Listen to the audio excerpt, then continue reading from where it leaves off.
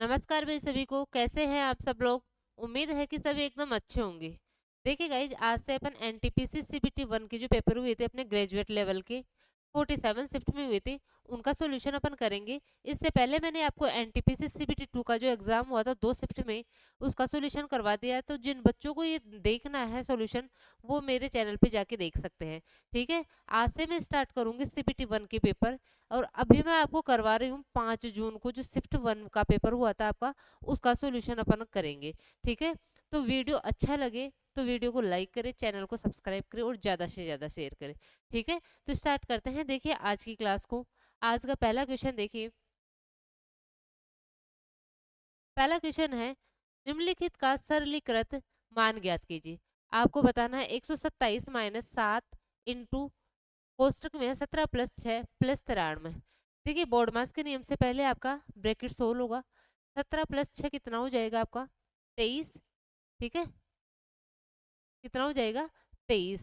तो ये बन जाएगा आपका, ये आ जाएगा 23। ठीक है, प्लस 93। अब देखिए सबसे पहले इसके बाद में अपन क्या करेंगे, इन दोनों को सोल्व करेंगे। ठीक है, प्लस और माइनस से पहले आपका मल्टीप्लाई सोल्व होता है। तो इतना होता है 23 7 161 होता है। ठीक है, तो 127 माइनस 161 प्लस 93।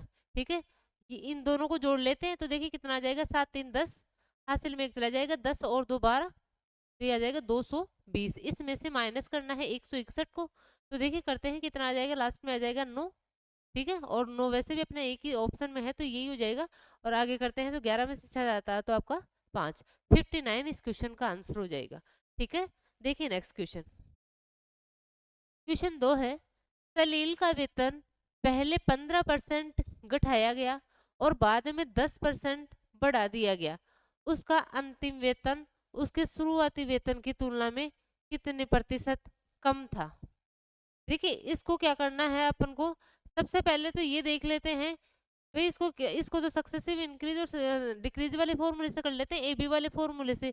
ठीक है, इसका वेतन पहले 15% घटाया गया है और फिर 10% बढ़ाया गया है। आपको पता करना है कि कितना प्रतिशत कम हुआ है।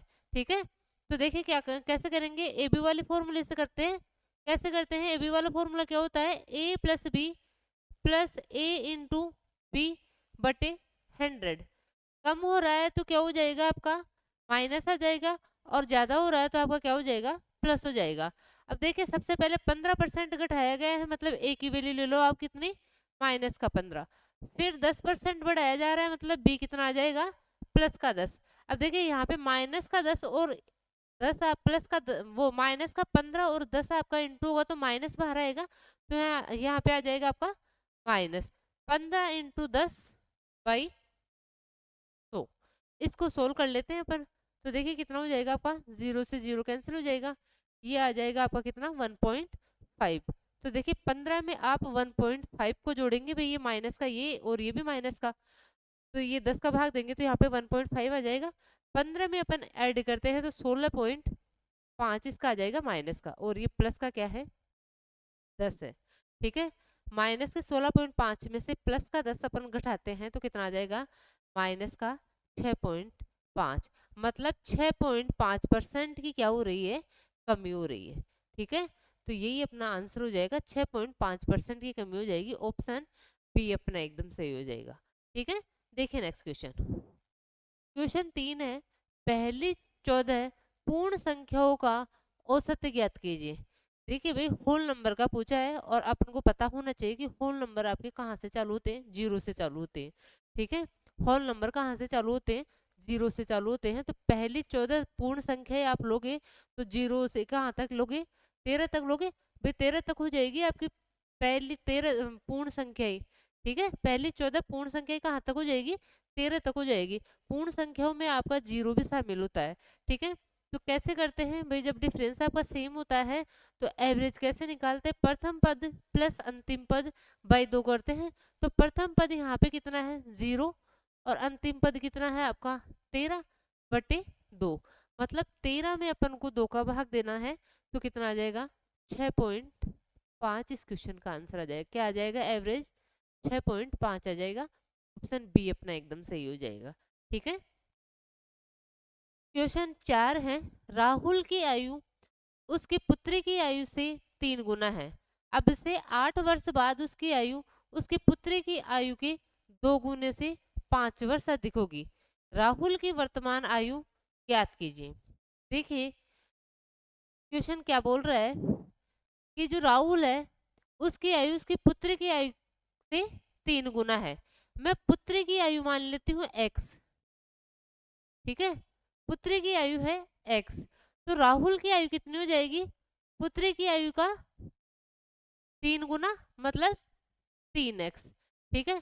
अब इसने देखो आगे क्या बोला है, अब से 8 वर्ष बाद में, देखिए भाई अब से 8 वर्ष बाद में राहुल की आयु क्या हो जाएगी, भाई वर्तमान में 3x है, तो अब से 8 वर्ष बाद में क्या हो जाएगी, 3x प्लस 8 हो जाएगी, ठीक है।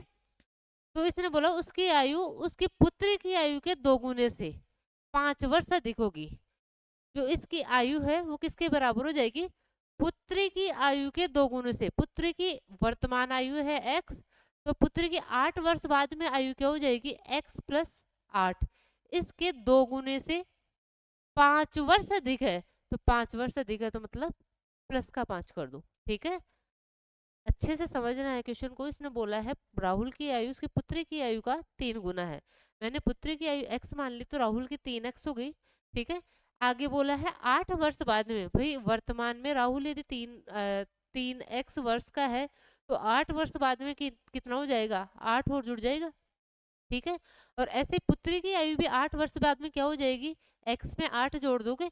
इसने बोला है जो राहुल की आयु है किसके बराबर हो जाएगी, पुत्री की आयु के 2 गुने से 5 अधिक होगी, ठीक है, तो प्लस 5 कर दोगे। अब यहाँ से इसको सोल्व करके अपन x की वैल्यू फाइंड आउट कर लेंगे। देखिए क्या आएगी x की वैल्यू, 3x प्लस 8 बराबर हो जाएगा 2x प्लस 16 प्लस 5।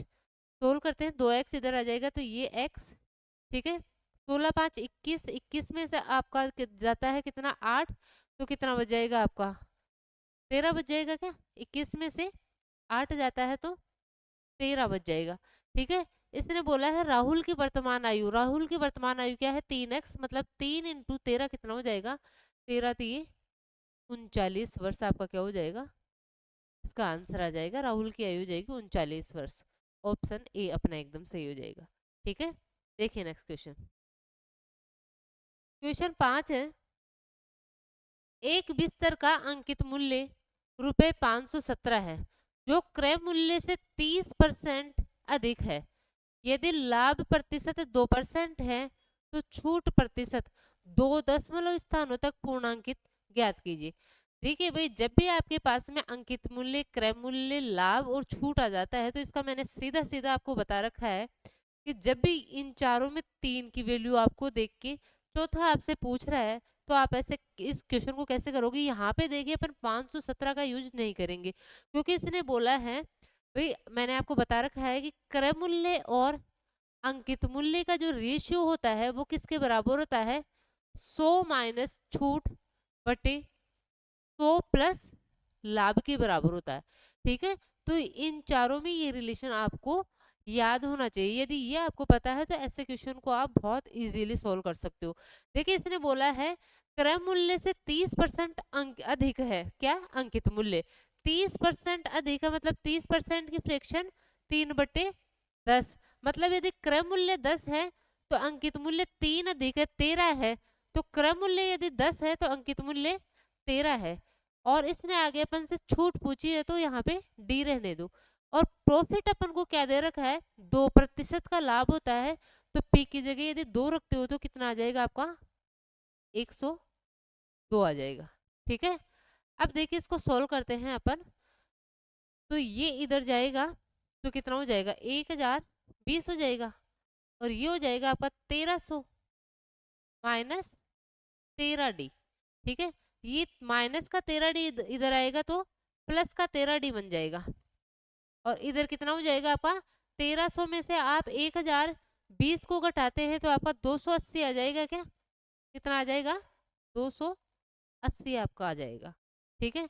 अब सोल्व करो इसको, देखो डी की वैल्यू क्या आ जाएगी, 280 के अंदर अपन क्या करते हैं 13 का भाग देते हैं तो कितना आ जाएगा 13 दूना 26, कितना बच गया 2 जीरो, मतलब एक बार ही जाएगा, 13 एकम 13 और 21.54 अपने पास में ऑप्शन में एक ही ऑप्शन है, तो क्या आंसर आ जाएगा इसका 21.54 की क्या मिलेगी उसको छूट मिलेगी, ऑप्शन सी अपना एकदम सही हो जाएगा। ठीक है, तो जब भी आपके पास में क्रय मूल्य, अंकित मूल्य, डिस्काउंट और प्रॉफिट, इन चार में से कोई भी तीन देखिए चौथा आपसे पूछ रहा है, तो आपको हमेशा ये वाला टाइप मतलब याद रखना है कि क्रय मूल्य और अंकित मूल्य का जो रेशियो होता है वो बराबर होता है 100 माइनस डी बटे 100 प्लस पी के। ठीक है, देखिए नेक्स्ट क्वेश्चन, क्वेश्चन 6 है, चतुर्भुज ए बी सी डी में ए बी बराबर है 17 सेंटीमीटर, बी सी बराबर है 8 सेंटीमीटर, सी डी बराबर है 9 सेंटीमीटर, ए डी बराबर है 12 सेंटीमीटर और ए सी बराबर है 15 सेंटीमीटर। चतुर्भुज का क्षेत्रफल क्या होगा? देखिए भाई, इस क्वेश्चन को कैसा भी अपन एक चतुर्भुज बना लेते हैं। ठीक है, ये बना लिया A B C D, A B C D. अब इसने बोला है ए बी जो है वो है 17 सेंटीमीटर, बी सी जो है 8 सेंटीमीटर है, सी डी जो है वो 9 सेंटीमीटर है, ए डी है 12 सेंटीमीटर और जो ए सी है वो कितना है आपका, ए सी है आपका 15 सेंटीमीटर। ठीक है, तो देखिए यहाँ पे कुछ आपको दिख रहा है क्या भाई? यदि आपने ट्रिपलेट राइट एंगल ट्रायंगल अच्छे से पढ़ रखा है, ट्रिपलेट थोड़ी बहुत भी आपको याद है, तो आपको पता है कि 8, 15 और 17 का एक ट्रिपलेट बनता है। 8, 15 और 17 का एक ट्रिपलेट बनता है। इसका मतलब ए बी सी ए क्या है, राइट एंगल ट्राइंगल है। 17 सबसे बड़ी संख्या है, मतलब ये वाला जो एंगल है वो क्या है, राइट एंगल है। ऐसे ही अपन यहाँ पे देखते हैं 3, 12 और 15 सब किसका मल्टीपल है, 3 3 का, तो ये किसका भाई 9, 12 और 15 का एक आपके पास में ट्रिपलेट होता है 3, 4 और 5 का। यदि मैं इनको सबको 3 से मल्टीप्लाई करती हूँ तो 9, 12, 15 आता है क्या, मतलब ये भी आपका एक ट्रिपलेट है। ठीक है, अब ये एक ट्रिपलेट लग रहा है, इसका मतलब ये भी एक आपका राइट एंगल ट्राइंगल है। राइट एंगल ट्राइंगल है तो यहाँ पे राइट एंगल कहाँ बनेगा, यहाँ पे बनेगा, दो छोटी संख्याओं के बीच के अंदर बनेगा। ठीक है, तो देखिए यदि आपको ट्रिपलेट याद है तो इजीली आप इस क्वेश्चन को कर सकते हैं। आपको क्षेत्रफल पूछा है तो आप क्या कर लो, त्रिभुज एबीसी का क्षेत्रफल, त्रिभुज एबीसी का क्षेत्रफल मतलब चतुर्भुज एबीसीडी का क्षेत्रफल क्या हो जाएगा,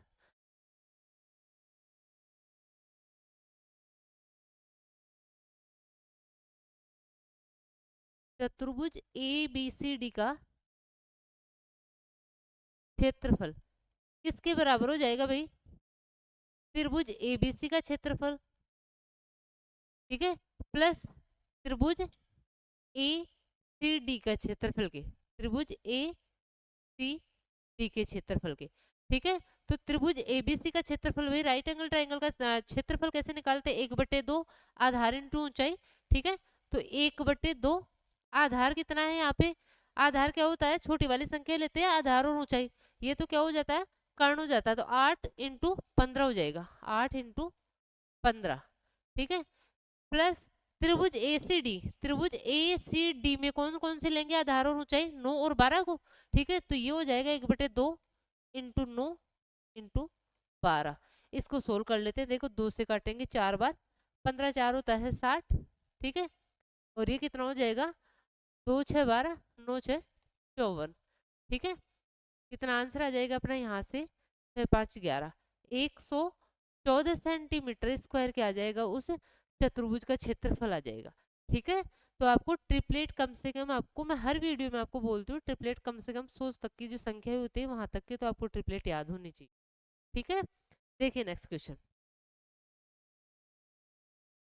निम्नलिखित को सरल कीजिए, 2x माइनस 5y का whole square plus 5x plus 2y का whole square plus 2x plus 5y into 2x minus 5y, इसको आपको सॉल्व करना है। तो देखिए इस क्वेश्चन में अपन क्या करेंगे, इसको पूरा सोल्व नहीं करके अपन क्या करते हैं, ऑप्शन से इसको करते हैं। ठीक है, ऑप्शन में अपन देख रहे हैं कि एक्स स्क्वायर की जो कोफिशिएंट है, मतलब एक्स स्क्वायर के साथ में संख्या ही आ रही है 33 और 34 और माइनस और प्लस में आ रही है, ठीक है।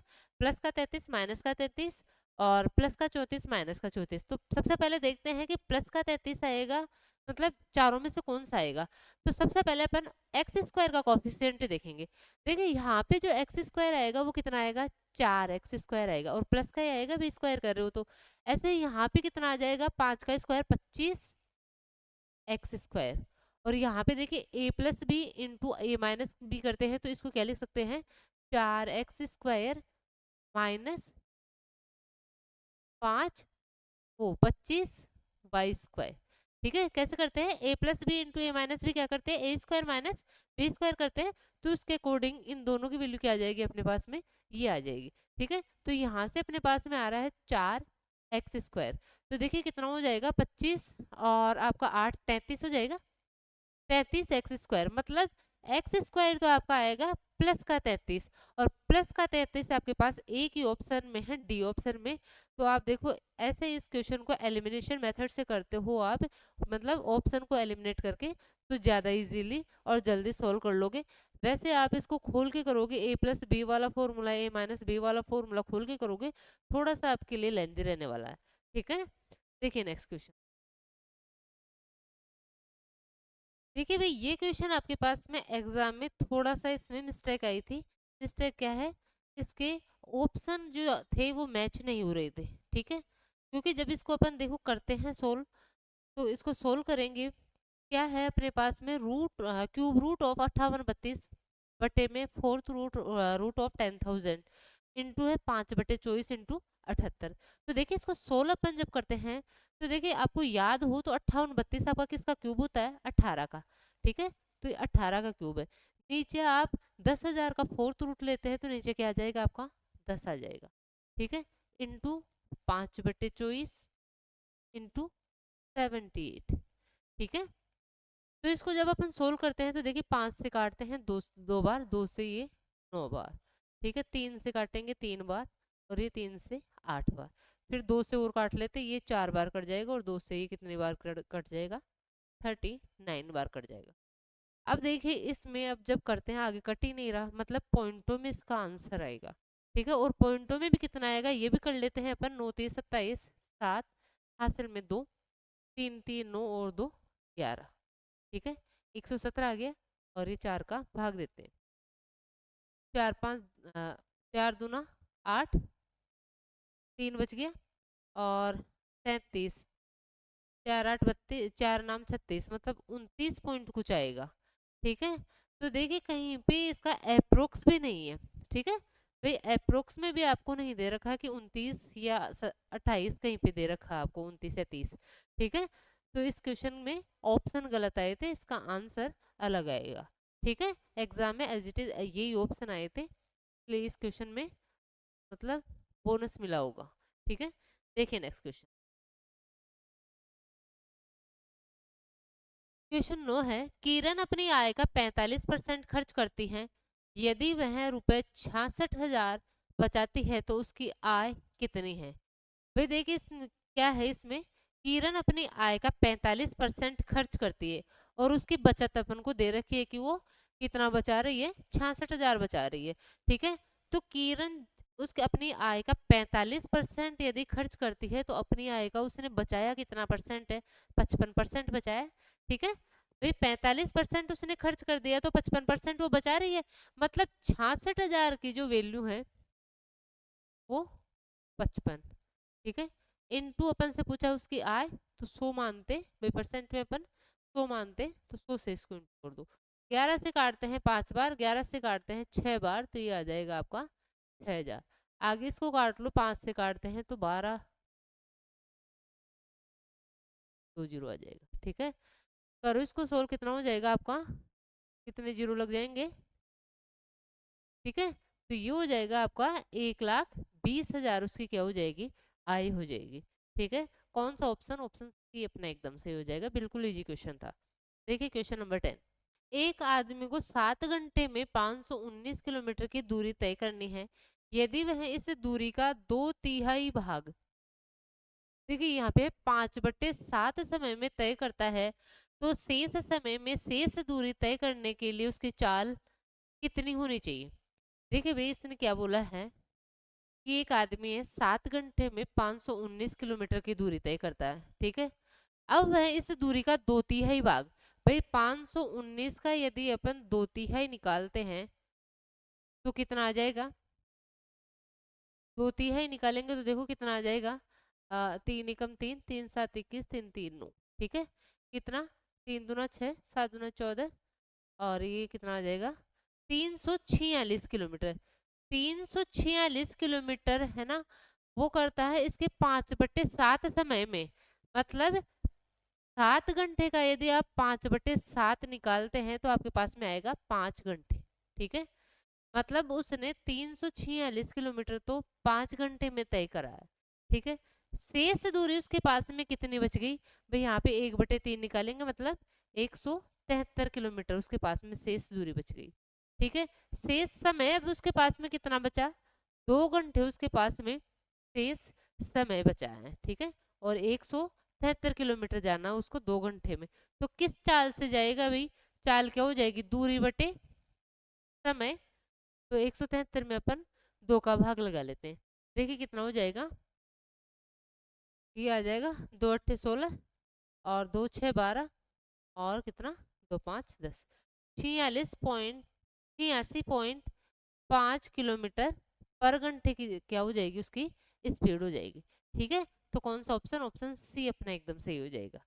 देखिए नेक्स्ट क्वेश्चन, क्वेश्चन 11 है, एक गोले का पृष्ठीय क्षेत्रफल ज्ञात कीजिए जिसका व्यास कितना है, 98 सेंटीमीटर के बराबर है।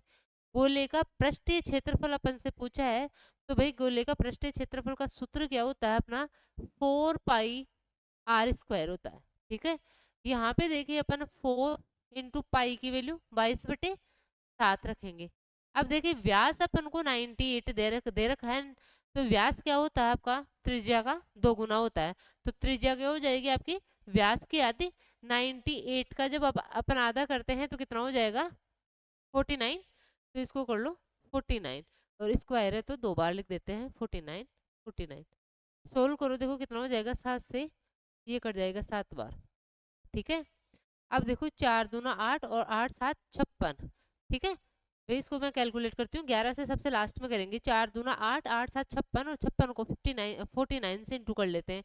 तो 2 2 के मल्टीप्लाई वाली अपन ने ट्रिक सीख रखी है, तो उससे इसको करते हैं, तो देखिए कितना हो जाएगा आपका, 9 6 54, 5, और 9 5 45 50, और 6 4 24, कितना आ जाएगा, 74, और 5 चौक 20, और एक आ जाएगा 27। इसको यदि अपन 11 से जब मल्टीप्लाई करते हैं तो 11 की ट्रिक क्या होती है, इकाई का अंक आ जाएगा, 4 और 4 को जोड़ो 8, 7 और 4 को जोड़ो कितना हो जाएगा 11, हासिल में एक चला जाएगा, 8 और 2 9, और एक हासिल में कितना हो जाएगा, 10 हो जाएगा, ठीक है। और 10 में का लिखेंगे 0, और इस एक को जोड़ेंगे अपन 2 में, तो कितना आ जाएगा, ये अपने पास में आ जाएगा क्या, उसका पृष्ठीय क्षेत्रफल आ जाएगा कितना, 30,184 सेंटीमीटर में है तो सेंटीमीटर स्क्वायर आ जाएगा, 30,184, इसका आंसर आ जाएगा ऑप्शन ए अपना एकदम सही हो जाएगा, ठीक है। तो देखिए कैलकुलेशन की आपको यदि छोटी छोटी ट्रिक्स आपको पता है तो आप एग्जाम में बहुत ज़्यादा टाइम आपका बचा सकते हैं, ठीक है। देखिए नेक्स्ट क्वेश्चन, क्वेश्चन 12 है, किसी आंकड़ा समुच्चय का बहुलक और माध्यिका क्रमशः 28.4 और 88 है। आंकड़ा समुच्चय का माध्य क्या है, भाई मूलानुपाती सूत्र का उपयोग करके आपको बताना है। सबसे पहले तो आपको पता होना चाहिए कि मूलानुपाती सूत्र जो होता है वो आपका क्या होता है, वो होता है आपका बहुलक बराबर होता है 3 × माध्यिका, 3 × माध्यिका -2 × माध्य। ये क्या होता है आपका मूलानुपाती सूत्र होता है, और रेलवे के हर एग्जाम में इससे क्वेश्चन बनता है, ठीक है। हर शिफ्ट में इससे क्वेश्चन बनता है। तो देखिए करते हैं इसको, अपन को दे क्या रखा है इसने, बहुलक और माध्यिका दे रखी है। बहुलक दे रखा है 28.4 दे रखा है, माध्यिका कितना दे रखा है अपन को, 88 दे रखा है, और माध्य अपन से पूछा है तो 2 × माध्य, ठीक है। इसको इधर लेके आएंगे और इसको इधर लेके जाएंगे, ठीक है। तो ये बन जाएगा 2 × माध्य बराबर हो जाएगा। देखो इसको सोल्व करते हैं तो देखो 8 3 24, और 24 को यदि अपन 11 से इंटू करते हैं तो ये आ जाएगा 264। ठीक है, तो जो 11 का मल्टीप्लाई या डिवीजन दोनों ही बहुत इंपॉर्टेंट है। 11 का तो बहुत ही इंपॉर्टेंट है, आपको आना चाहिए। ठीक है, और इधर क्या हो जाएगा आपका, ये 28.4 हो जाएगा। अब इसमें से माइनस करेंगे तो देखो कितना आ जाएगा, पॉइंट के बाद में आएगा 6। यहाँ पे 13 में से आपका 8 जाता है तो कितना बच जाएगा, 5। यहाँ बच गया आपका कितना, 5 बच गया, 5 में से 2 जाएगा 3, और ये 235.6 आ जाएगा। ठीक है, और ये क्या है, 2 है, तो इस 2 को इधर लेके जाएंगे तो इसमें भाग लगा देंगे। ठीक है, तो ये आ जाएगा आपका माध्य। कितना आएगा, 2 एकम 2, फिर से एक बार, फिर 7 बार गया, और फिर 8 बार। 117.8 क्या हो जाएगा, इसका माध्य हो जाएगा। ऑप्शन ए अपना एकदम सही हो जाएगा। ठीक है, देखिए नेक्स्ट क्वेश्चन। क्वेश्चन 13 है, दो समपूरक कोणों में बड़ा कोण छोटे कोण से 28 अधिक है, छोटा कोण कितना होगा। भाई सप्लीमेंट्री एंगल क्या होते हैं, दो, यदि दो कोण आपके सप्लीमेंट्री, इसका मतलब उन दोनों कोणों का योग कितना होना चाहिए, 180 होना चाहिए। दो कोण आपके संपूरक है, इसका मतलब दोनों कोणों का योग कितना होना चाहिए, 80 होना चाहिए। इसने बोला है कि जो बड़ा कोण है वो छोटे कोण से 28 ज्यादा है, तो मैं छोटा कोण जो है वो x मान लेती हूँ, तो बड़ा कोण क्या हो जाएगा, x प्लस 28 हो जाएगा। ठीक है, इन दोनों का योग क्या होना चाहिए, 180। भाई दोनों समपूरक कोण है, तो इन दोनों कोणों का योग कितना हो जाएगा, 180। तो ये कर लेंगे अपन सोल्व, किसके बराबर हो जाएगा, ये 180 के बराबर हो जाएगा। करो सोल्व, इसको कितना हो जाएगा, ये 2x, और इधर जाएगा तो ये कितना आ जाएगा आपका, भाई 10 में से ये जाएगा, 7 में से 2 जाता है 5, और 152। ठीक है, तो x यहाँ से कितना आ जाएगा अपने पास में, 214, और 2 6 12। अपन से पूछा क्या है इसने, छोटा कोण पूछा, छोटा कोण x ही माना था अपने, कितना हो जाएगा छोटा कोण आपका, 76 डिग्री आ जाएगा। ऑप्शन बी अपना एकदम सही। ठीक है, देखिए क्वेश्चन नंबर 14। दीवार के सहारे टिकी एक सीढ़ी क्षैतिज ग्राउंड के साथ एक कोण बनाती है। इस प्रकार एक कोण इस प्रकार बनाती है कि tan थीटा बराबर है 15/8। यदि दीवार से सीढ़ी के शीर्ष की ऊंचाई 30 मीटर है, तो दीवार से सीढ़ी की पाद की दूरी मीटर में ज्ञात कीजिए। फिर देखिए इसको क्वेश्चन को डायग्राम बना के समझते हैं। इसने बोला है कि एक दीवार के सहारे टिकी हुई एक सीढ़ी, भाई मान लिया ऐसे कोई दीवार है, ठीक है, तो इससे कोई सीढ़ी टिकी हुई है, तो ऐसे ही टिकेगी सीढ़ी। ठीक है, ऐसे सीढ़ी क्या है, टिकी हुई है, और ग्राउंड के साथ में एक कोण बनाती है, एक नहीं, ये नहीं है, एक कोण बनाती है। ठीक है, वो कौन सा दे रखा है, यहाँ पे देखो tan थीटा दे रखा है, तो ये थीटा मान लो। ठीक है, अब इसने बोला है इस प्रकार बनाती है कि tan थीटा बराबर क्या है, आपके पास में दे रखा है, tan थीटा बराबर दे रखा है आपको 15/8। ठीक है, और आगे क्या दिया हुआ है, यदि दीवार से सीढ़ी के शीर्ष की ऊंचाई, दीवार से सीढ़ी के शीर्ष की ऊंचाई 30 मीटर है, तो आपको बताना है तो दीवार से सीढ़ी के पाद की दूरी कितनी हो जाएगी। देखिए भाई इसने क्या बोला है, यदि दीवार से सीढ़ी के शीर्ष, यदि दीवार से यहाँ से सीढ़ी के शीर्ष यहाँ पे होगा, यहाँ की जो दूरी है वो आपको दे रखी है कितनी, 30 मीटर आपको दे रखी है। ठीक है, तो दीवार से सीढ़ी के पाद मतलब जो जहाँ पे सीढ़ी टिकी हुई है वहां की दूरी, ये वाली डिस्टेंस आपको पता करनी है।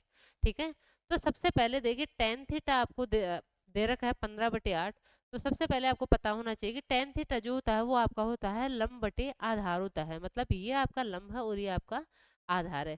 थीटा के सामने वाला लंब होता है, मतलब ये आपको इसके अकॉर्डिंग अकॉर्डिंग दे रखा है 15, और ये आपको दे रखा है कितना, आधार ही हो जाएगा, तो ये दे रखा है 8।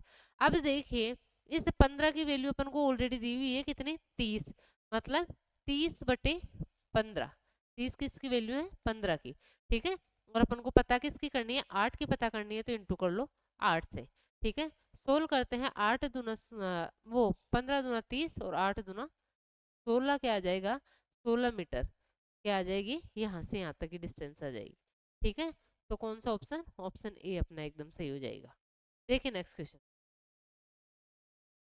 और आशीष मिलकर एक होल को 3 दिन में पेंट कर सकते हैं।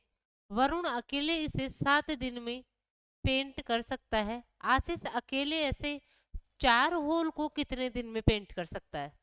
देखिए भाई क्या बोल रखा है इसमें, वरुण और आशीष है, ये दोनों मिलके एक होल को पेंट करने में 3 दिन का टाइम लेते हैं, ठीक है।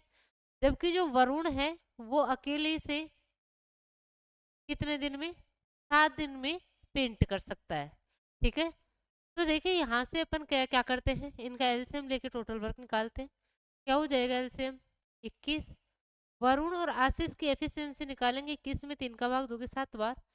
वरुण की एफिशिएंसी निकालेंगे अपन, कितनी आ जाएगी, 3 आ जाएगी। अब देखिए दोनों की एफिशिएंसी है 7, अकेले वरुण की है इसमें 3, तो भाई आशीष की कितनी हो जाएगी, 7 में से 3 जाएगा तो 4। आशीष की एफिशिएंसी क्या आ गई, 4 आ गई। अब देखिए भाई ये क्या कर रहे हैं, एक होल को पेंट कर रहे हैं, तो जो आशीष है वो एक होल को पेंट करने में कितना टाइम लेगा, फिर टोटल वर्क कितना है 1, और क्षमता कितनी है उसकी 4, तो एक होल को पेंट करने में आशीष है वो 21/4 दिन का समय लेगा। तो आपको बताना है 4 होल को कितने दिन में पेंट कर सकता है। एक होल को कितने दिन में कर रहा है, 21/4 में, तो 4 होल को कितने में करेगा, इसको 4 से इंटू कर दो, कितना आ जाएगा आपका 21 दिन। इस क्वेश्चन का आंसर आ जाएगा कौन सा ऑप्शन, ऑप्शन अपना सी एकदम सही हो जाएगा, ठीक है। क्या है क्वेश्चन, वरुण और आशीष मिलकर एक होल को 3 दिन में पेंट कर सकते हैं। वरुण अकेले इसे 7 दिन में पेंट कर सकता है। आशीष अकेले इसे ऐसे 4 होल कितने दिन में पेंट कर सकता है। देखिए भाई सबसे पहले इसने क्या बोला है, वरुण और आशीष है, वरुण है और आशीष है, ठीक है। वरुण और आशीष मिलकर एक होल को 3 दिन में, वरुण और आशीष जब मिलकर काम करते हैं तो 3 दिन में एक होल को पेंट कर सकते हैं, ठीक है। वरुण अकेले इसे 7 दिन में, वरुण है वो अकेले इसको कितने दिन में कर सकता है, 7 दिन में कर सकता है, तो वरुण 7 दिन में कर सकता है, ठीक है। तो यहाँ से अपन क्या निकाल लेंगे, टोटल वर्क निकाल लेंगे, ठीक है। तो कितने होल को दोनों मिलकर पेंट करेंगे, तो टोटल वर्क कैसे निकालते हैं, इनका क्या लेते हैं, एलसीएम लेते हैं, तो कितना आ जाएगा 21। अब देखिए इन दोनों की एफिशिएंसी निकालेंगे तो 3 का 21 में भाग देते हैं तो 7 बार। वरुण की एफिशिएंसी निकालेंगे तो देखिए 21 में 7 का भाग देते हैं तो 3 आ जाएगा, ठीक है।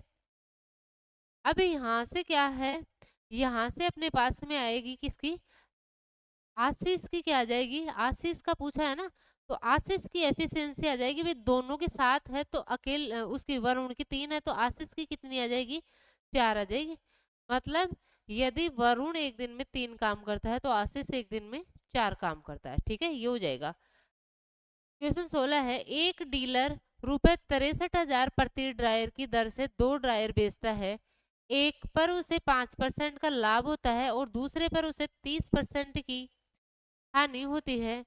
पूरे लेन देन में उसका हानि प्रतिशत कितना है। भाई देखिए कैसे करेंगे इस क्वेश्चन को, इसने बोला है 2 ड्रायर है, दोनों का जो एसपी है वो सेम है, ठीक है, दोनों का एसपी है वो सेम है। तो इसने बोला है एक ड्रायर पर 5% का लाभ होता है। 5% का लाभ मतलब 5% की जो फ्रिक्शन होती है वो होती है 1/20, मतलब यदि ड्रायर 20 का था तो 1 का लाभ लेके 21 में बेचेगा। तो यहाँ अपन सीपी और एसपी का क्या कर लेते हैं, रेशो पता कर लेते हैं। पहला ड्रायर का मैंने सीपी माना 20, 1 का लाभ लेके कितने में बेचेगा, 21 में, ठीक है।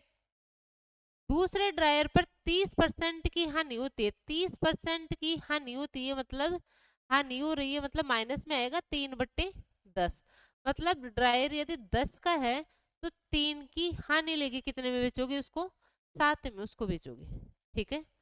यहाँ से अपने पास में दोनों ड्रायर का सीपी और एसपी आ रहा है। अब देखिए क्वेश्चन में उसने एक बात बोली है कि 63,000 प्रति ड्रायर की दर से बेचता है, मतलब दोनों का विक्रय मूल्य समान है, ठीक है, दोनों का विक्रम मूल्य समान है, तो क्या यहाँ पे विक्रम मूल्य समान है क्या? नहीं है, तो इसको समान बनाना है। इसके लिए क्या करो, इसको 3 से इंटू कर दो, तो ये सारा 3 से इंटू हो जाएगा। ये कितना हो जाएगा आपका 30, और ये कितना हो जाएगा आपका 21।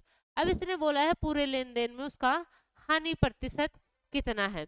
भाई पूरे लेन देन में उसका देखो सीपी कितना हो जाएगा 20 और 30 और 20 50, और उसका एसपी कितना हो जाएगा 21 और 21 42।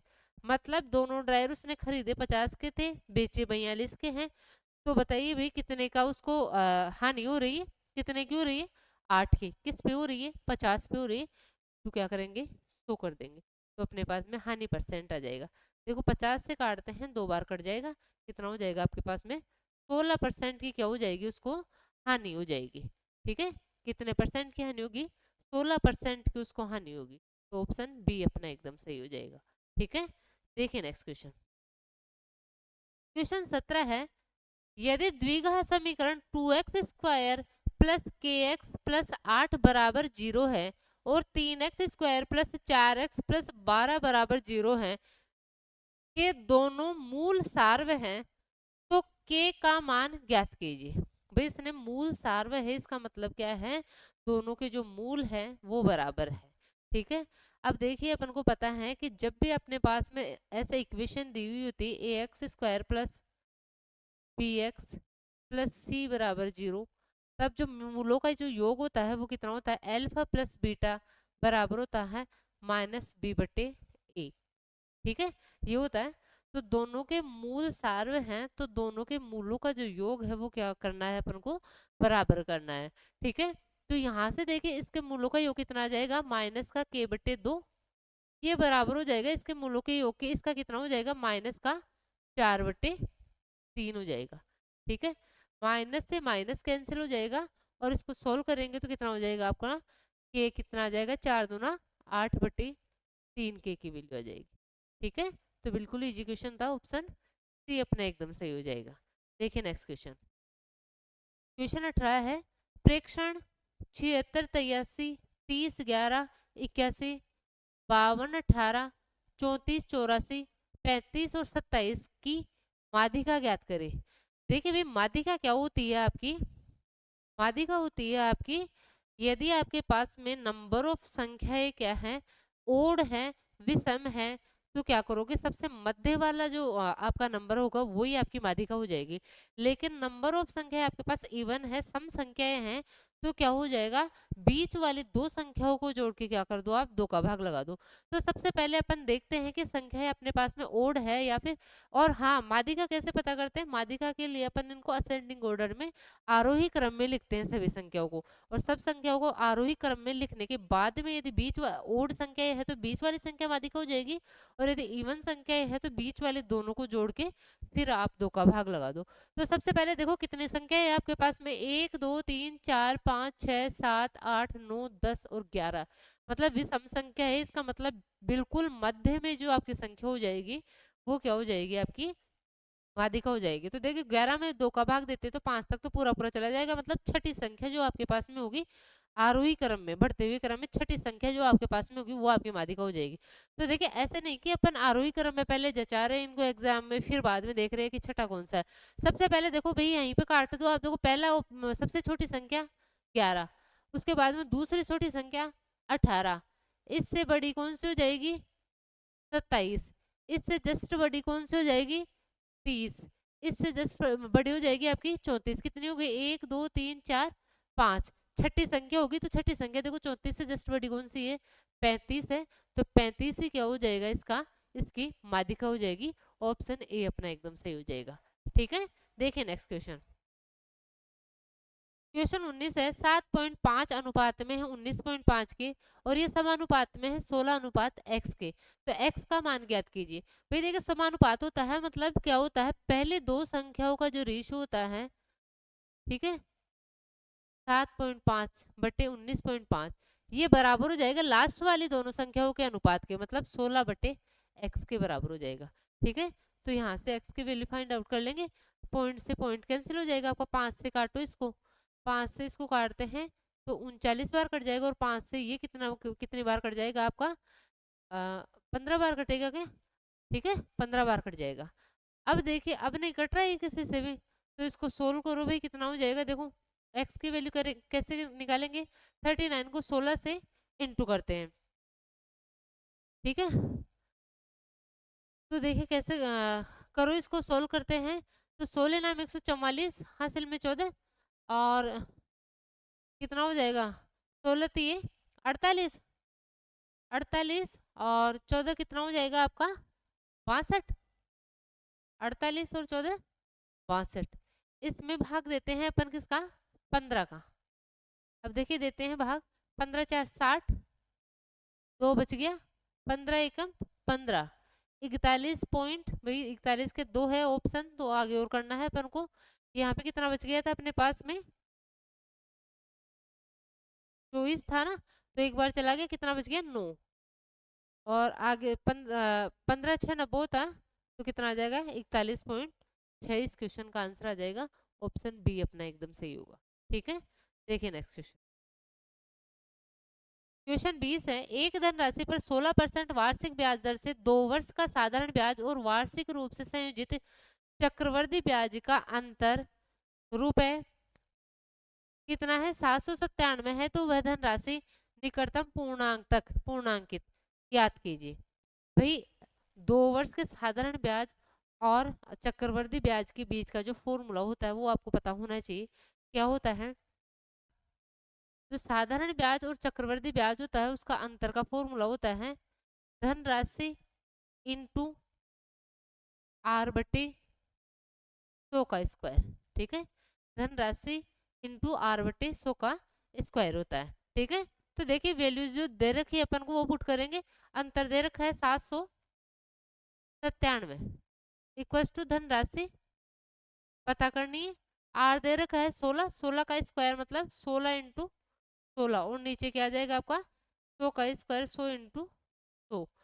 देखो काट लो इसको एक बार, देखो 4 से काटते हो तो ये 4 बार, ये 25 बार, ठीक है। और फिर आगे आप इसको सोल्व करते हैं तो फिर 4 से और कटेगा, ये भी आपका 25, मतलब 625 को आपको क्या करना है 797 से इंटू करके 16 का भाग लगाना है। तो देखिए 797 और 625 को जब इंटू करते हैं अपन, तो देखिए अपन को ट्रिक पता है कि 3 3 का मल्टीप्लीकेशन कैसे करते हैं 3 डिजिट्स की संख्या का, ठीक है। करो देखो उससे, 7 5 35, 3 चला जाएगा, 7 दूना 14 और 17 9 5 45, 45 और 17 आपका कितना हो जाएगा 62, हासिल में 6 6 7 42, 6 8 48, हासिल जोड़ लिया 48 और 7 5 35, 48 और आपका जो 35 हो है वो कितना हो जाएगा 83, 83 और 9 दूना 18, कितना हो जाएगा 101, हासिल में चला जाएगा आपका 10, 9 6 54 और 10 64 और 7 दूना 14, 64 और 14 कितना हो जाएगा आपका 78, हासिल में 7, 7 6 42, 7 7 49। ये क्या आ जाएगा, इन दोनों का मल्टीप्लाई आ जाएगा। इसमें क्या करना है अपन को 16 का भाग लगाना है। तो देखिए भाग लगाते हैं, 16 3 48 होता है, 3 बार चला जाएगा, 1 बच गया, 18 में 16 का भाग देते हो तो 1, यहाँ पे फिर 2 बच गया, 21 में 16 का भाग देते हो तो फिर से आपका 1, कितना बच गया 5, 52 आ गया। फिर इसमें 16 का भाग देते हो तो 16 3 48, कितना बच गया 4 बच गया। अब इसमें भाग देते हो तो आपका 2 बार जाएगा, ठीक है। कितनी बार जाएगा 2 बार जाएगा, 16 दूना 32, ठीक है। कितना बच गया 13 बच गया। 130 में आप भाग देते हो, देखो आपके पास में लगभग तो आपका आंसर आ गया ना, ठीक है। तो देखिए 130 में यदि आप भाग देते हो तो कितना जाएगा, 16 7 112 होता है, तो ये 7 बार जाएगा, ठीक है। तो क्या आंसर आना चाहिए, पॉइंट आगे भी कुछ आएगा, लेकिन अपन को पता है कि देखो अपन को यहीं तक दे रखा है, तो क्या आ जाएगा 31 32। ये तो आंसर ही नहीं आ रहा भाई, कहीं भी मिस्टेक कर दी क्या अपन ने। देखो एक बार और देखते हैं ना, 16 दूना 48, वो 16 3 48, 18 16 एकम 16, फिर से आपका 1 आ गया, ठीक है। 21, कितना बच गया आपका 5 बच गया, फिर आपका 5 बच गया, ठीक है। अच्छा 5 में, अच्छा यहाँ पॉइंट यहीं पे तो लग जाएगा ना भाई। 5 बच गया, 52 में देंगे अपन तो कितना हो जाएगा, 16 थी 48।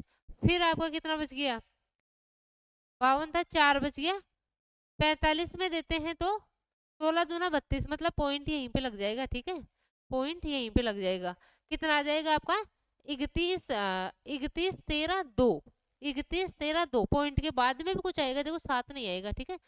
पॉइंट के बाद में भी कुछ आएगा, अच्छा 7 ही आएगा ना, तो पॉइंट के बाद में 7 आएगा, तो लगभग आपका ये कितना हो गया, 31 13 33, 31,133। इसका आंसर आ जाएगा ऑप्शन बी अपना, एकदम सही हो जाएगा, ठीक है।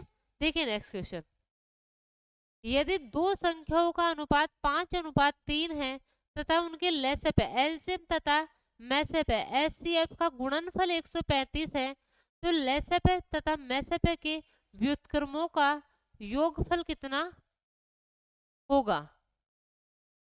भाई इसने बोला है, इसने तो सीधा अपन से यही पूछा है ना। हाँ अच्छा गुणनफल पूछा है।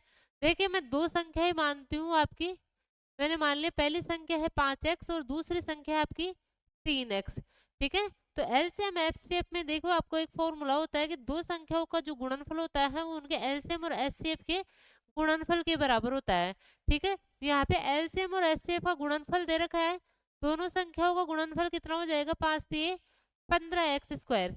तो दोनों संख्याओं का जो गुणनफल होता है वो एलसीएम और एचसीएफ के गुणनफल के बराबर होता है, मतलब ये 135 के बराबर हो जाएगा। 15 नाम 135 होता है, तो ये 9 आ गया। x की वैल्यू यहाँ से अपने पास में कितनी आ गई, 3 आ गई। तो देखिए एक संख्या हो जाएगी अपने पास में 5 थी 15, और एक संख्या हो जाएगी अपने पास में 9 हो जाएगी, ठीक है।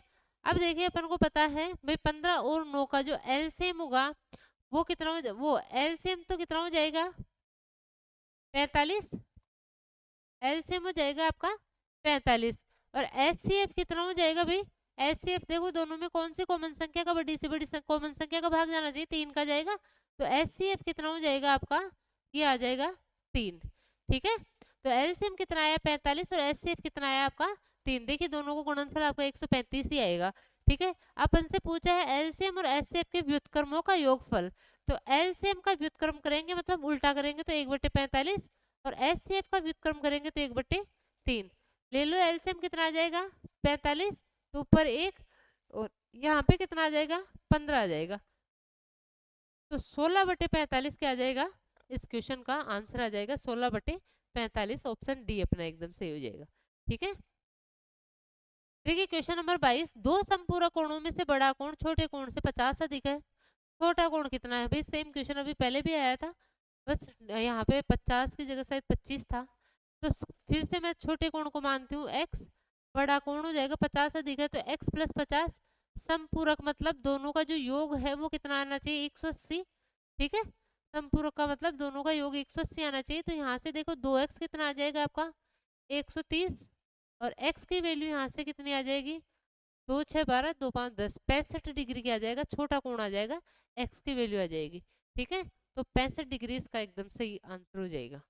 देखिए नेक्स्ट क्वेश्चन, निम्नलिखित का मान ज्ञात कीजिए। आपको दे रखा 3/8 + 1/8 + 5/16 + 2/8 - 2 दे रखा है, ठीक है। तो कर लो भी इसको, देखो 16 से क्या करो 16 इसका क्या ले लो एलसीएम ले लो, तो ये तो हो जाएगा 6, ये हो जाएगा आपका 2, यहाँ पे आपका 5 ही आ जाएगा, और फिर ये कितना हो जाएगा 4, और इसमें कितना हो जाएगा 16 दूना 32, ठीक है। तो इसको सोल्व करेंगे अपन, 6 2 8 5 13, 13 और 4 17, तो 17 में से माइनस का 32 आपका जाता है, ठीक है। 17 प्लस का 17 है और माइनस का क्या है 32 है, तो कितना आ जाएगा 12 में से 5 जाएगा वो 7 जाएगा तो 5, और यहाँ पे 2 में से 1 जाएगा तो 1, माइनस का 15/16 इस क्वेश्चन का आंसर आएगा। क्या आएगा माइनस का 15/16 इस क्वेश्चन का आंसर आएगा, ठीक है। देखिए नेक्स्ट क्वेश्चन, जब 30 15 21 और 11 में से प्रत्येक में x जोड़ा जाता है तो इस क्रम में प्राप्त संख्याएं समानुपात में होती हैं। तो यदि 6x अनुपात y समानुपात में है y अनुपात 3x - 9 और y ग्रेटर देन 0 है तो y का मान कितना होगा। देखिए भाई बहुत इंपॉर्टेंट क्वेश्चन है, बहुत बार एग्जाम में पूछा जाता है, अच्छे से क्वेश्चन को आपको देखना है। देखिए इसके शॉर्ट ट्रिक से मैं इस क्वेश्चन को बताऊंगी आपको। चार संख्याएं दे रखी है 30, 15, 21 और 11।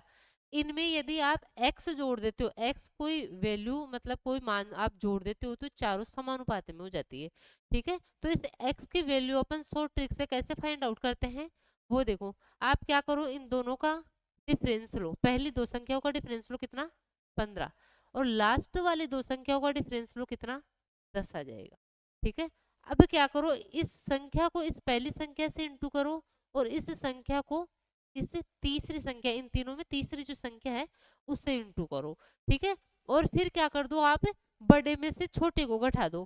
तो देखिए ये तो हो जाएगा आपका 300 और ये कितना हो जाएगा 15 एकम 15 और 15 दूना 30 और 1 31, 315 आ जाएगा। इसमें से भाई 300 छोटी होगी तो 300 को माइनस कर दो और नीचे क्या करना है आपको, इन दोनों का डिफरेंस लेना है। तो कितना आ जाएगा 5। यही क्या हो जाएगा आपके पास में x की वैल्यू हो जाएगी। ठीक है, तो 315 में से 300 गया तो 15 में 5 का भाग देते हो तो आपके पास में x की जो वैल्यू आएगी वो कितनी आएगी 3 आएगी। ठीक है, x की वैल्यू क्या आएगी आपके पास में 3। लेकिन देखिए इस क्वेश्चन के अंदर यदि अपन x को 3 रखेंगे तो यहाँ पे देखिए अपने पास में 9 माइनस 9 कितना बन रहा है 0 बन रहा है, जो तो पॉसिबल ही नहीं है। ठीक है, तो देखिए वैसे तो अपन इस क्वेश्चन को जब करते हैं तो हमेशा यहाँ पे प्लस ही लेते हैं। ठीक है, लेकिन इस केस में क्या करोगे, इस क्वेश्चन में आप क्या करोगे, यहाँ पे -3 है। ये देखो जो आता है प्लस या माइनस हो सकता है, लेकिन देखो इस क्वेश्चन में आपको बोला था कि x जोड़ा जाता है। ठीक है, तो अपन ने प्लस लिया, लेकिन जब आप प्लस लेते हो तो इस क्वेश्चन में क्या आ जाता है, नीचे आपका 0 आ जाता है, जो पॉसिबल नहीं है, आपके इन्फिनेटिव बन जाएगा ये। ठीक है, तो यहाँ पे यदि आप x को -3 लेते हैं तो देखिए -3 लेंगे ना, तब ये देखो आपके समानुपात में होगी। यदि आप +3 इसमें करते हो तो इस समानुपात में नहीं होगी। ठीक है, -3 करते हो तो देखो ये कितना हो जाएगा 27, और इसमें से 3 माइनस करोगे तो 12।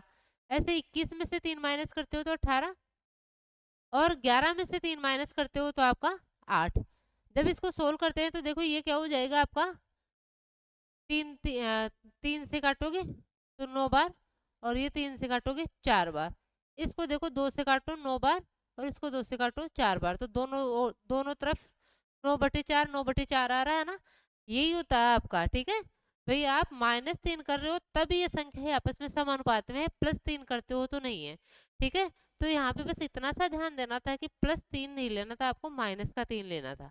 ठीक है, अब -3 अपन क्या करते हैं, x की वैल्यू जब रखते हैं तो देखो 6 को 3 से -3 से इंटू करोगे तो माइनस का 18। ये अनुपात में है y, समानुपात में है किसके y अनुपात। यहाँ पे फिर से अपन -3 लेंगे तो -9 और ये -9, 9 कितना हो जाएगा 18, लेकिन -18। ठीक है, अब इसको सोल्व करते हैं अपन तो देखिए 18/y माइनस का है, ये बराबर हो जाएगा, समानुपात का मतलब बराबर हो जाएगा बराबर हो जाएगा y/-18 के। ठीक है, अब इसको सोल्व अपन करते हैं तो y² जो आएगा अपना वो 18 माइनस माइनस तो आपका प्लस बन जाएगा, और ये 18 का स्क्वायर, स्क्वायर से स्क्वायर आपका कैंसिल, और y बराबर कितना आ जाएगा आपका 18 आ जाएगा। ठीक है, तो स्पेशल आपका एक क्वेश्चन आया था कि हम अपन वैसे तो पॉजिटिव ही लेते हैं इसमें, लेकिन क्या है ऐसा जब केस बन जाता है तो आप क्या करो एक बार देखो जरूर ऐसे क्वेश्चन को कि माइनस तो नहीं लग रहा ना यहाँ पे। ठीक है, तो क्या आंसर आ जाएगा, y जो y की वैल्यू आएगी वो 18 आएगी, ऑप्शन ए अपना एकदम सही हो जाएगा। ठीक है, देखिए नेक्स्ट क्वेश्चन, क्वेश्चन 25 है, यदि ईश्वर नाव से धारा की विपरीत दिशा में 42 घंटे में 721 किलोमीटर की दूरी तय करता है और उसे धारा की दिशा में इसी दूरी के लिए 15 घंटे लगते हैं, तो धारा की चाल ज्ञात कीजिए। देखिए भाई धारा की विपरीत दिशा में जब जा रहा है मतलब अप स्ट्रीम जब जा रहा है तो 42 घंटे में 721 किलोमीटर जाता है, लेकिन जब वो डाउन स्ट्रीम जा रहा है मतलब धारा की दिशा में जा रहा है तो वो सेम दूरी मतलब 721 किलोमीटर वो कितनी देर में 15 घंटे में तय कर लेता है। तो देखिए जब भी अपन डाउन स्ट्रीम जाते हैं मतलब धारा के साथ जाते हैं तो धारा की चाल और नाव की चाल जुड़ती है। ठीक है, मैं धारा की उसको नाव की चाल को हमेशा x लेती हूँ और धारा की चाल को y लेती हूँ। तो डाउन स्ट्रीम जब जाते हैं तो x प्लस वाई आएगा और अप स्ट्रीम जब जाते हैं तो अपने पास में क्या आएगा, x माइनस वाई आ जाएगा। ठीक है, तो देखिए चाल कैसे निकालते हैं, दूरी बटे समय। तो जब वो क्या कर रहा है, विपरीत दिशा में जा रहा है, मतलब x माइनस वाई क्या हो जाएगा, ये क्या हो जाएगी, अप स्ट्रीम चाल हो जाएगी। ठीक है, ये क्या हो जाएगी, दूरी बटे समय, मतलब 721 बटे 42। ठीक है, सोल्व करेंगे इसको, 7×6 = 42 और 7 एकम 7, 7 तिये 21, 103 बटे 6 आ रहा है। ठीक है, ऐसे ही x प्लस वाई निकालेंगे तो ये 721 किलोमीटर जा रहा है, कितने में, 15 घंटे में जा रहा है। तो ये क्या क्या हो जाएगा अपने पास में, मतलब x प्लस वाई की वैल्यू आ जाएगी। इसको भी यदि अपन 3 से काटते हैं तो ये 5 बार कट जाएगा, ये 3 से 3 दूना 6 और 3 चौक नहीं कट रहा, ये 3 से नहीं कट रहा, 7 से ही कट रहा है। ठीक है, तो इसको अपन नहीं काटेंगे। ठीक है, ये कट नहीं रहा,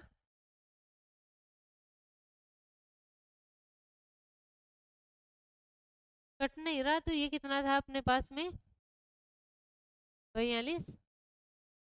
और जब इसको काट रहे थे तो नीचे कितना आ रहा था, 6 आ रहा था। ठीक है, 721 बटे कितना आ जाएगा, 15 आ जाएगा, x प्लस वाई। अपन से पूछा क्या है, धारा की चाल, मतलब y की वैल्यू अपन को निकालनी है।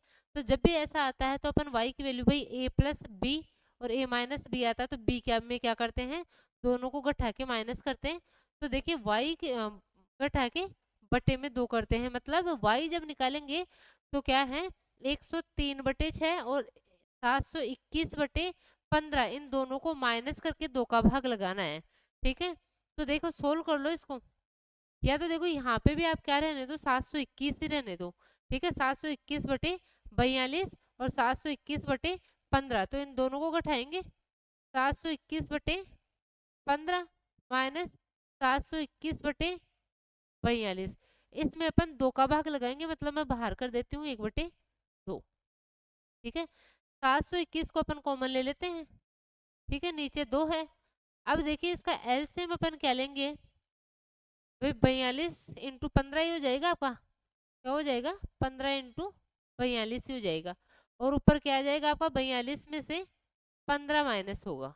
ठीक है, तो इसको सोल्व करो भाई, देखो कैलकुलेशन है इसके अंदर, आपका पॉइंट में आ रहा है, तो इसमें कैलकुलेशन करनी पड़ेगी अपन को। देखो 7 से काटो इसको, 7×6 = 42, इसको 7 से काटते हैं तो 7 तिये 21, 103 आ रहा है। यहाँ पे अपन 42 में से 15 को माइनस करते हैं तो ये कितना आ जाएगा अपना, 27 आ जाएगा क्या। ठीक है, 15 में से 42 को माइनस करते हैं तो 27 आ जाएगा। ठीक है, 27 में देखो 3 से काटते हैं, 3 दूना 6, 3 से काटते हैं 3 9 27, फिर 3 से काटते हैं तो 3 बार और 3 5 15। ठीक है, अब देखिए क्या करते हैं, ये तो आपका हो गया 5 दूना 10, 103 को 3 से इंटू करते हैं तो 3 3 9, 309, इसमें 2 का भाग दे लो और बट इंटू है 10। ठीक है, तो एक डिजिट छोड़ के पॉइंट लगा लेंगे। 2 का जब भाग लगाते हैं तो देखो 2 एकम 2, 2 5 10, 2 4 8 और 2 5 10, इसमें 10 का जब भाग लगाते हैं तो अपने पास में क्या आएगा, 15.45 किलोमीटर पर घंटे में आएगी। कितना आ जाएगा, 15.45 किलोमीटर पर घंटा क्या आ जाएगा, y का मान आ जाएगा, जो क्या है, धारा की चाल है। ठीक है, तो कौन सा ऑप्शन अपना हो जाएगा, ऑप्शन बी अपना हो जाएगा। तो देखिए कोई कोई क्वेश्चन थोड़े से कैलकुलेटिव है और वो सबको करना है। ठीक है, भाई इस कैलकुलेशन से आप बच नहीं सकते। ठीक है, देखिए नेक्स्ट क्वेश्चन, पाइप ए एक टैंक को 18 मिनट में भर सकता है जबकि पाइप बी पूरी तरह से भरे टैंक को 20 मिनट में खाली कर सकता है। शुरू में पाइप ए को खोला जाता है और 6 मिनट के बाद पाइप बी को भी खोल दिया जाता है, कितने समय में शेष टैंक पूरी तरह से भर जाएगा। देखो भाई दो पाइप है ए और बी, ए आपको जो है पानी भर रहा है जबकि बी क्या कर रहा है, खाली कर रहा है। तो देखिए ए है ना वो भरी हुई मतलब पूरे टैंक को कितने मिनट में भर सकता है, 18 मिनट में। जबकि बी है वो पूरी तरह से भरे टैंक को 20 मिनट में खाली कर सकता है। कितने मिनट में खाली कर सकता है? 20 मिनट में खाली कर सकता है। खाली कर रहा है, मैं माइनस लगा देती हूँ, ठीक है। अब क्या करते हैं अपन, टैंक की क्षमता पता करते हैं, और उसके लिए क्या करते हैं, इन दोनों का एलसीएम लेंगे। तो एलसीएम लेंगे तो कितना हो जाएगा, 180 आ जाएगा। इसका एलसीएम क्या आ जाएगा, 180 आ जाएगा। तो देखिए एक जो पाइप ए है उसकी एफिशिएंसी निकालेंगे, 18 का भाग देंगे तो 10। पाइप बी की एफिशिएंसी निकालेंगे तो ये कितनी हो जाएगी, 9 आ जाएगी, ठीक है। ये खाली कर रहा है तो माइनस आ जाएगा। अब देखो इसने क्या बोला है, शुरू में पाइप ए को खोला जाता है और 6 मिनट के बाद पाइप बी को भी खोल दिया जाता है। भाई शुरू में पाइप ए को खोल रहे हैं कितनी देर के लिए, 6 मिनट के लिए। तो जो ए है वो 1 मिनट में यदि 10 भाग को भरता है तो 6 मिनट में कितने भाग को भर देगा, 60 भाग को, ठीक है। कितने भाग को भर देगा, 60 भाग को। अब क्या बोल रहा है कि 6 मिनट के बाद में पाइप बी को भी खोल दिया जाता है। कितने समय में शेष टैंक पूरी तरह से भर जाएगा। अभी देखो 180 में से 60 तो क्या हो गया, पाइप ए ने भर दिया, ठीक है। अब बच गया कितना, 120 बच गया, ठीक है। 100 मान लो कि 180 लीटर है, उसमें से 60 लीटर ए ने भर दिया, तो अब 120 लीटर भरना है। लेकिन अब पाइप ए भी खुला है और पाइप बी भी खुला है। ए भर रहा है जबकि बी साथ में खाली कर रहा है।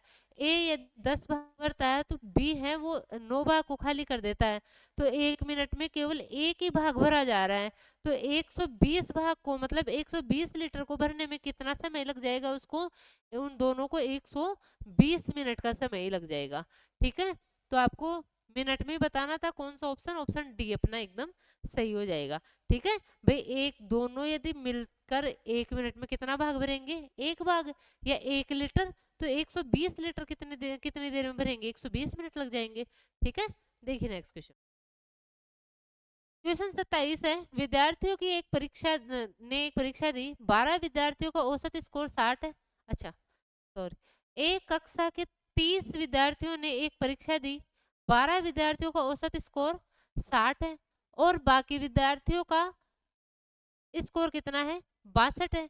कक्षा का औसत स्कोर कितना है, भाई क्लास में 30 छात्र हैं, मतलब 30 विद्यार्थी है, 12 का जो स्कोर है वो कितना है, 60 है। और जो बाकी कितने बच गए, 30 में से 12 गए तो 18 का जो स्कोर है वो कितना है, 62 है। आपको बताना कक्षा का स्कोर कितना है।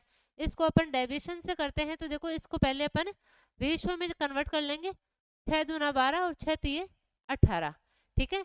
तो मैंने मान लिया कि पूरी क्लास का जो स्कोर है वो कितना है, 60 है। लेकिन देखो इसका तो 60 है, ठीक है, लेकिन क्या इन बच्चों का 60 है क्या, 60 नहीं है, 2 ज्यादा है। कितना ज्यादा है, 2 ज्यादा है। 1 पे 2 ज्यादा तो 3 पे कितने ज्यादा, 6 ज्यादा हो जाएगा। कितना ज्यादा हो गया, 6 ज्यादा। कितना स्कोर ज्यादा हो गया, 6 स्कोर ज्यादा हो गया, ठीक है। तो मतलब 6 अंक ज्यादा हो गए। तो इसको औसत में चेंज करेंगे, पूरी क्लास में जितने बच्चे उनका भाग लगा दो, तो 3 और 2 5 का भाग लगाएंगे तो ये आ जाएगा आपका 5। 6 में यदि आप क्या करते हो, 5 का भाग लगाते हो तो देखो कितना हो जाएगा आपके पास में, 5 एकम 5, ठीक है।